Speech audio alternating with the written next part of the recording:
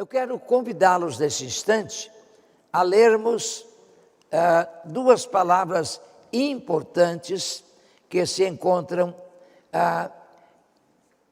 no texto magno, no texto áureo da igreja do que concerne a sua missão, que é Mateus 28, 16 a 20, e depois João 10, 7 a 11. Fiquemos em pé para procedermos a esta leitura, que faremos juntos. Vamos ler a uma só voz, ok? E os 11 discípulos partiram para a Galileia, para o monte que Jesus lhes designara. Quando ouviram, adoraram-no, mas alguns duvidaram. E, aproximando-se Jesus, falou-lhes: toda a autoridade me foi concedida no céu e na terra. Portanto, ide, fazei discípulos de todas as nações, batizando-os em nome do Pai, do Filho e do Espírito Santo, ensinando-lhes a obedecer a todas as coisas que vos ordenei. E eu estou convosco todos os dias até o final dos tempos. Amém. Ainda em pé, João 10, 7 a 11. Vejam essas palavras de Jesus. Então, juntos outra vez, então Jesus voltou a falar-lhes: em verdade vos digo, eu sou a porta das ovelhas. Todos os que vieram antes de mim são ladrões e assaltantes, mas as ovelhas não os ouviram. Eu sou a porta. Se alguém entrar por mim, será salvo, entrará e sairá e achará pastagem. O ladrão vem somente para roubar, matar e destruir. Eu vim para que tenham vida e a tenham com plenitude. Eu sou o bom pastor. O bom pastor dá a vida pelas ovelhas. Deus abençoe a sua palavra no nosso coração. Quero sentar-se. Que é uma igreja que cumpre a sua missão educadora, formadora de caráter. Uma igreja que educa para a vida plena. Porque eu conheço pessoas que sabem muitas coisas da Bíblia, conhecem a história bíblica, conhecem os livros da Bíblia, conhecem informações importantes sobre personagens da Bíblia, só que a vida delas não muda. O conhecimento que nós adquirimos de fatos, de histórias, de narrativas bíblicas, não visa apenas a intelecção, a guardarmos um conteúdo, mas tem de mover, tem que descer a nossa vontade e passar para as nossas mãos e nossos pés.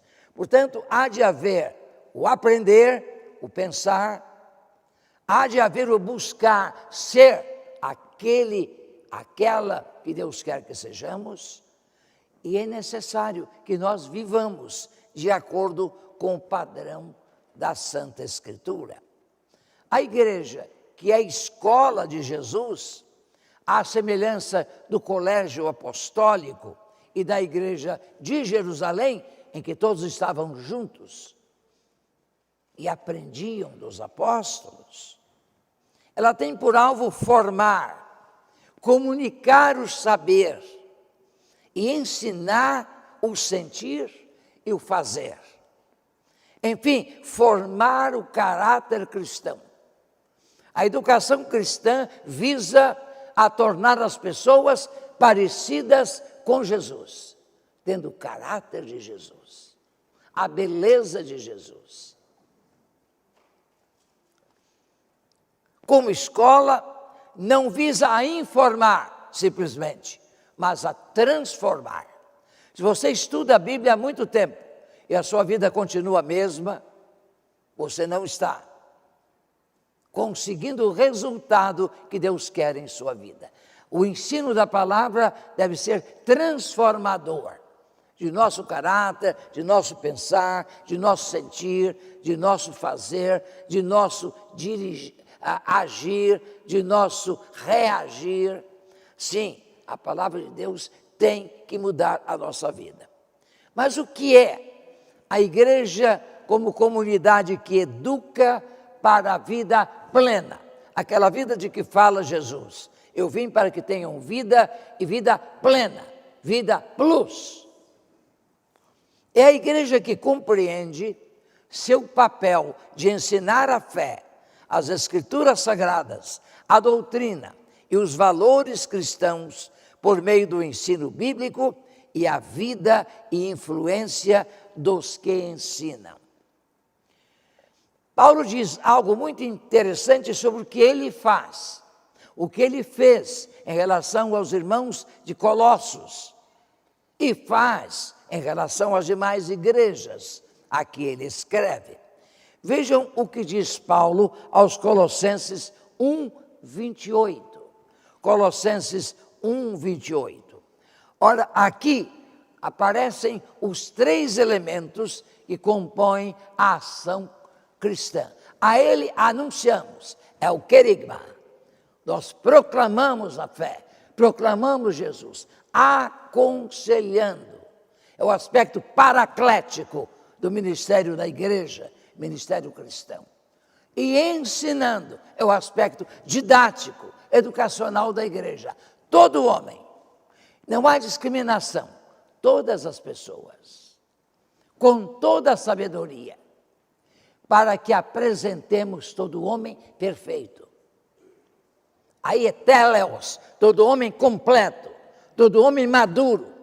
A educação cristã visa a maturidade do pensar, do sentir, do querer, do decidir, da escolha e fidelidade aos valores. Então, é muito importante isso. A igreja faz isso, que Paulo está referindo em relação ao seu ministério entre os colossenses. Nós comunicamos, nós anunciamos Jesus, nós aconselhamos, nós ensinamos, todos. Não há discriminação. É uma pena que alguns percam a oportunidade de aprender. Hoje há um grande analfabetismo bíblico. Há crentes que não conhecem nem verdades nem princípios, nem verdades nem valores. Há crentes que são analfabetos. Se nós fizermos uma provinha elementar, não de nomes, de lugares ou de pessoas, mas de verdades, veremos que o resultado será desanimador. A igreja que educa para a vida plena, através do púlpito, através da escola bíblica, através das organizações missionárias, é a igreja que tem consciência da importância do ensino e tem Jesus Cristo como seu patrono e paradigma. Jesus não só é o patrono dos educadores, vós me chamais mestre, e eu sou, diz ele. Deveis ser como eu sou. Basta ao discípulo ser como seu mestre. Sabe como é que a prova final da educação cristã? Você ser parecido com Jesus. Se você souber tudo sobre a Bíblia e não se parecer com Jesus, você não cresceu espiritualmente. Se você não falar como Jesus, não pensar como Jesus, não decidir como Jesus, não amar como Jesus, não estender a mão para ajudar, se não perdoar como Jesus, Eu perdoo, pastor, quando me pedem perdão. Lá no Calvário, alguém pediu perdão a Jesus? Não, mas Jesus orou, Pai, perdoa-lhes, porque não sabem o que fazem. O perdão deve ser uma fonte que jorra de nós para abençoar as pessoas. Você não guarda ressentimento, não guarda mágoa. Você perdoa. Isso é crescer espiritualmente. Não como aquele crente de que falei certa ocasião aqui do púlpito, que disse ao pastor, pastor, eu não levo desaforo para casa. Eu sou um crente diferente. Se me jogar uma pedra, eu jogo 3. Não te deixes vencer do mal, mas vence o mal com o bem. Que história é essa de revidar? Não te deixes vencer do mal, mas vence o mal com o bem. Que educação é essa que você está recebendo? Você sabe versículos de cor, você conhece a história toda de Abraão, de Isaac, de Jacó, de Davi, de Moisés, mas o que isso está representando em sua vida, em seu caráter? Você tem sido parecido com Abraão, que levou as últimas consequências da sua fé, a ponto de sacrificar seu filho? Ele o teria feito, se Deus não o tivesse proibido. Pois bem, uma igreja que tem Jesus como paradigma, basta ao discípulo. E todos nós, professores, vocês, do corpo docente da EBD, todos nós somos discípulos de Jesus. Basta ao discípulo ser como seu mestre. Jesus ensinava falando, vivendo, fazendo, dando exemplo. Mais ainda, a igreja que educa para a vida plena, a vida como Deus deseja, é aquela que compreende que sua missão educadora constitui continuação do ministério de Jesus. Nós continuamos o ministério dele, pois a sua vida e sua doutrina constituem o centro da vida da igreja e de seu ensino. Nós somos uma igreja cristã, são os valores cristãos que nos norteiam. Então temos de aprender e viver. Eu não sei o que dizem de você lá no trabalho, o que a sua família diz de você, o que a sua sogra diz de você. A única pessoa que fala toda a verdade numa família é a sogra. Esposa não fala, marido não fala, passa a mão na cabeça. Agora a sogra não, a sogra fala tudo. Como aquela sogra que ia do banco de trás, do automóvel, do genro, ele à frente com a esposa, ele ia 130 quilômetros pela estrada, não é? Por uma das estradas de São Paulo. Apareceu lá embaixo, numa curva, um lugar mais escondido, apareceu o policial, apitou e o mandou parar. Ele teve de frear com grande dificuldade, manteve o carro na pista. Como costuma fazer o policial rodoviário, ele veio devagarinho, para mostrar que você não precisa ter pressa. Ele vem devagarinho, disse, o senhor estava a 130 quilômetros. Não estava. Eu estava a 110, eu estava dentro do limite. A sogra diz atrás, estava a 130 sim, seu guarda. Isso é que é sogra, é gente boa. Quando eu quero saber a informação de um obreiro, eu pergunto à sogra. Eu gosto de sogra. Por isso eu tenho um livrinho, A Arte de Ser Sogra. Eu estou pensando, no Dia das Mães, de fazer uma manhã de autógrafo. Então, trazer os exemplares de que eu disponho para as sogras. Quantas sogras há aqui? Levantem a mão. Olha aí, há mais sogra do que gente. Então vejam quanta sogra. E eu gosto de sogra, sabe? Eu escrevi o livro porque eu gosto de sogra.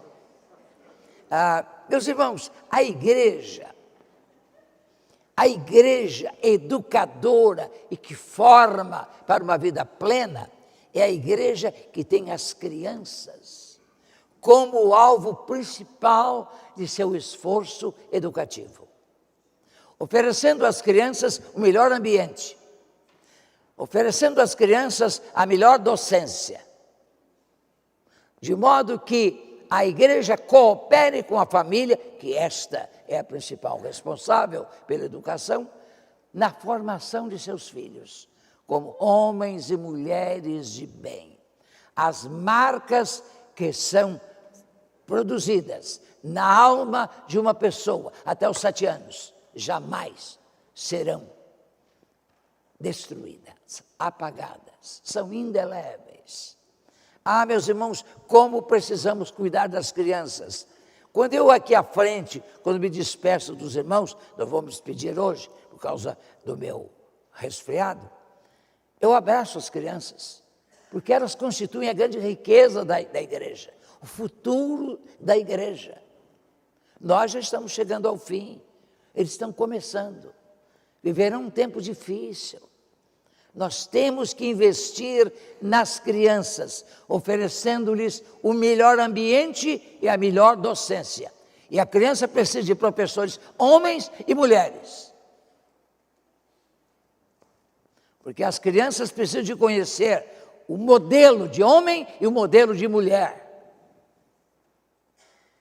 Porque hoje vivemos no tempo das tias. É tia na igreja, é tia na escola, é tia na universidade até. Parece que em algumas universidades há mais professoras do que professores, homens. Precisamos de conhecer os dois. Precisamos de professores e professoras que transmitam vida. A educação cristã é vida na vida. Você influenciando positivamente a vida das crianças. Quando Jesus diz, deixai vir a mim os pequeninos, porque dos tais é o reino dos céus. Jesus sorria. Se Jesus tivesse cara feia, criança não se aproximaria dele. Jesus sorria e as crianças queriam contato com ele. E Jesus as recebia dos braços. Jesus abençoava as crianças. Meus irmãos, a igreja que educa para a vida plena, é a igreja mais que mestra de conhecimentos de fatos ou acontecimentos da Bíblia, faz discípulos.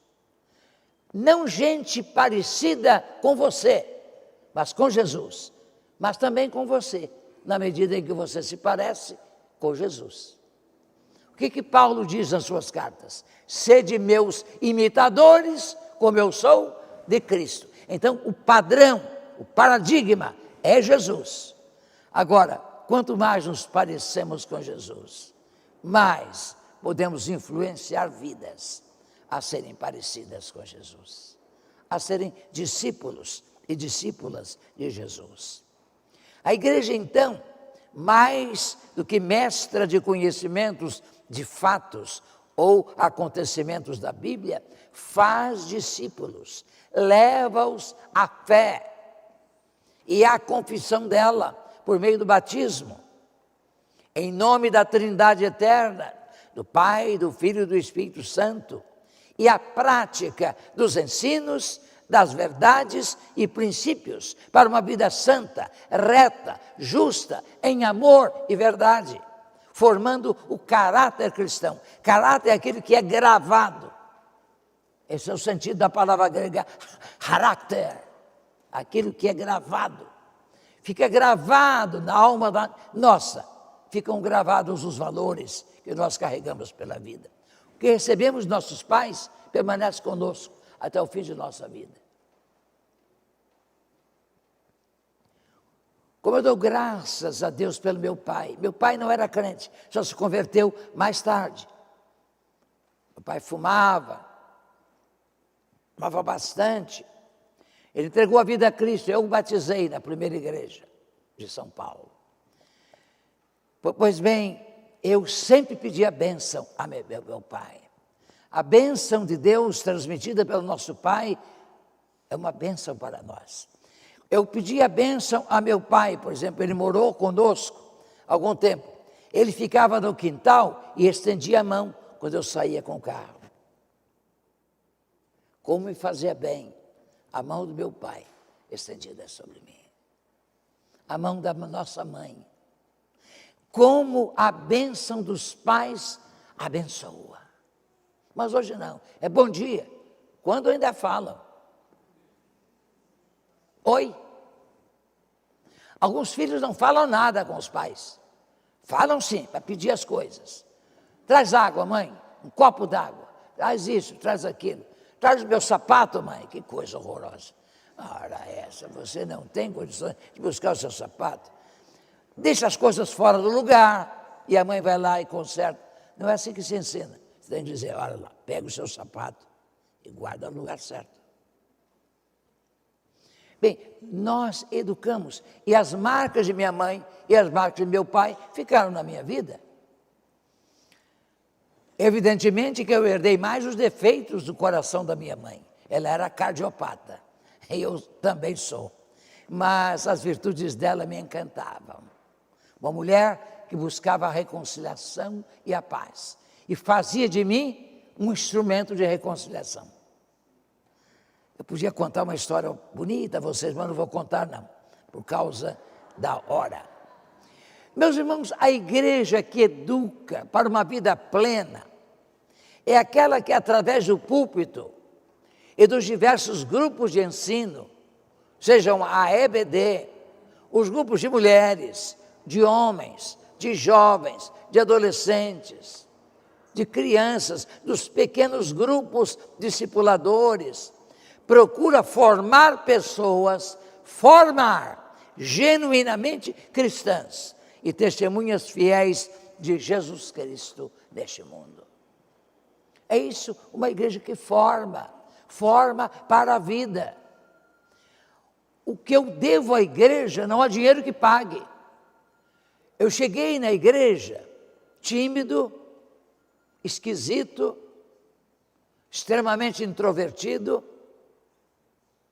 gago. Eu ainda fico gago quando fico nervoso, ou muito alegre ou aborrecido. Mas eu aprendi a falar na igreja, eu aprendi a ensinar na igreja, eu aprendi a ser pai na igreja, eu aprendi a ser marido na igreja. Eu comecei no primeiro domingo, logo depois do meu batismo, eu fui batizado em 18 de junho de 1950. No dia 25 eu já estava lá, na escola dominical, na classe de jovens. A classe funcionava na segunda fileira. Eu aqui com os jovens e o professor. Meio fraquinho ele. Eu já era estudante, terminando o segundo grau, ia para a universidade. Mas havia um professor à minha esquerda, professor das mulheres, uma classe grande. Ele vinha andando desde da frente, de trás até a frente, ensinando. Professor Antônio Salles. Que professor de escola dominical.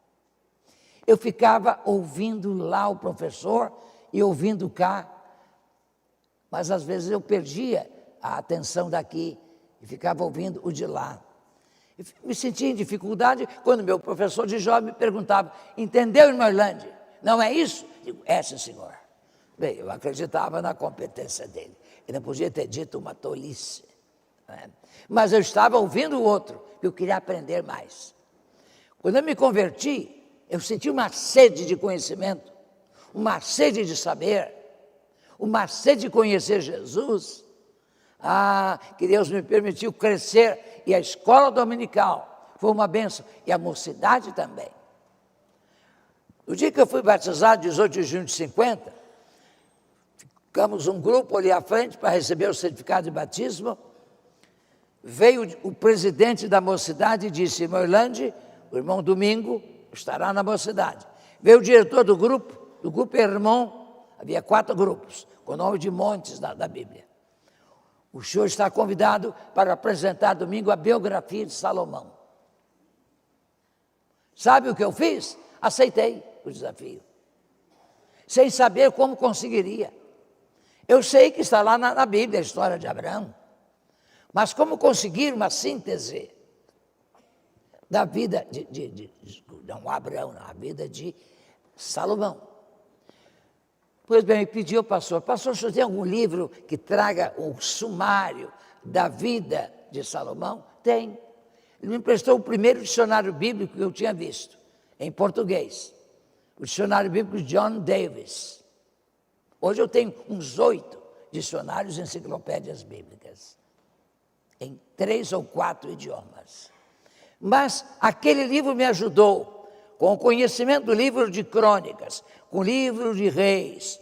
Eu fui reunindo todos os elementos sobre Salomão, escrevi numa folha de papel almaço, e eu fui para frente. Havia uma mesa no templo, a mocidade se reunia no templo, e eu então aqui na mesa, eu segurei o texto com a mão direita e eu tremia. Eu tremia ao apresentar. Eu me lembro como eu comecei a biografia de Salomão. Salomão, também chamado Jedidiá, você sabia disso? Que o nome de Salomão era Jedidiá, sabia ou não? Pois é, aprendi na escola bíblica. Bem, meus irmãos, que coisa boa foi a mocidade. A mocidade me desinibiu. Na mocidade eu aprendi a falar. É uma pena que não tivesse insistido comigo para cantar. Porque eu não era desafinado. Mas quando começo a cantar, vem um bolo aqui na garganta, eu tenho de parar. Se todo mundo baixasse a cabeça aborrecido, eu cantaria bem. Mas ficam olhando para mim. Não dá. Os olhos do meu auditório é que me perturbam. Pois bem, a igreja foi a minha mestra. Aí fui orador da minha turma no colégio, orador em faculdade, orador, e comecei a pregar. Coisa boa a igreja. Os alunos que melhor falam nas classes de maior desenvoltura costumam ser evangélicos. Graças à igreja do Senhor. A igreja é uma escola de vida, é uma universidade de vida. Por isso, uma igreja que é uma educadora para viver, para a vida plena, ela faz isto. É a igreja, então, que através do púlpito, de todos os outros grupos, procura formar pessoas genuinamente cristãs, repito, e testemunhas fiéis de Jesus Cristo neste mundo. A igreja que educa para a vida é a igreja que dominicalmente acende a luz e provê o sal do testemunho para a vida cristã, e que farão de seus membros luz e sal para uma sociedade sombria, triste e insulsa. É o que diz Jesus em Mateus 5, 13 a 16. Mateus 5, 13 a 16. Vejam este texto, que me parece extremamente importante. Meus irmãos, a nossa vida não é a mesma se nós estudamos a Bíblia, se nós somos alunos assíduos da escola bíblica dominical. Eu vou mostrar a vocês hoje o que essa escola está estudando. Eu vou avaliar todo o currículo desse período agora, deste trimestre. Vocês estejam aqui. Inclusive, há um tema aqui, são os anjos. Agora, começa com os anjos e chegam aos demônios. É uma coisa séria. Há mais sobre demonologia do que sobre angelologia. É interessante. Parece que nos preocupa mais é o diabo e são os anjos. Mas nós vamos tratar disso. Eu vou dizer algumas coisas. Há coisas importantes que eu vou dizer hoje. No repertório, eu fiz uma espécie de revisão de todo o currículo. E vou apresentar no horário da escola bíblica. Você está convidado a participar. Se você depois não se tornar aluno da escola dominical, o seu pecado será duplo. O pecado inicial, de não estudar a Bíblia. Quando Jesus disse, aprendei de mim. E só aprendemos de Jesus através de sua palavra. Sim, meus irmãos, o que diz o texto? Vós sois o sal da terra. Eu quero convidar vocês a lermos diferentemente este texto. Vós sois, parece que está pensando em outros, mas isso aqui se refere a nós. Vamos dizer então que nós somos o sal da terra. Mas se o sal perder suas qualidades, como restaurá-lo? Para nada mais presta, senão para ser jogado fora e pisado pelos homens. Versículo seguinte. Nós somos a luz do mundo. Não se pode esconder uma cidade situada sobre um monte. E nós estamos lá. Nem os que acendem uma candeia a colocam debaixo de um cesto, mas no velador. E assim ilumina a todos que estão na casa. Já pensaram se essas luzes estivessem aqui no chão? Podemos levar-nos até a tropeçar. Mas não, a luz está sempre acima. Por isso que o crente é criticado. Quando um político é evangélico e erra, é criticado, porque ele é visto. O crente tem visibilidade. Se você não tem visibilidade, você se confundiu com todo mundo. Assim, resplandeça a nossa luz diante dos homens, para que vejam as nossas boas obras e glorifiquem nosso Pai que está no céu.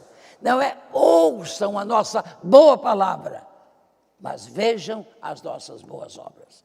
A palavra que está em nós deve levar-nos a produzir frutos, luz e sabor para o mundo que se deteriora.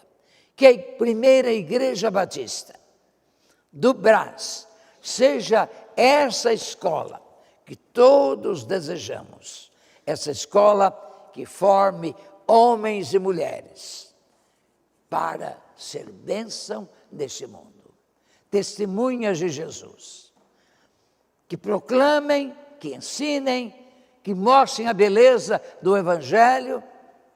Há um sermão que eu preguei uma vez, que ainda está, eu preguei há mais de 10 anos, na igreja da Ibabe, sobre chamados à beleza. Não sei se vocês já ouviram, está no YouTube. Milhares de pessoas já viram. Chamados à beleza. Se você tiver tempo, pare. A mensagem durou 1h05. Havia umas 3.000 pessoas.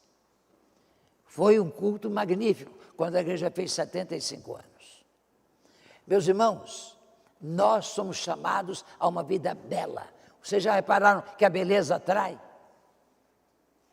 A fealdade repele, mas a beleza atrai. E em termos filosóficos, metafísicos, a verdade, a beleza e a bondade se identificam com propriedades transcendentais do ser. A nossa vida, quando é verdadeira, ela é boa e é bela. E como tal, é uma vida que atrai as pessoas. Qual é o seu segredo? O seu segredo como marido, o seu segredo como família, o seu segredo como pai, o seu segredo como esposa. Qual é o seu segredo? O meu segredo é Jesus, é a sua palavra. Eu procuro viver de acordo com os seus ensinos. Que Deus nos abençoe. Que esse seja um momento de reflexão.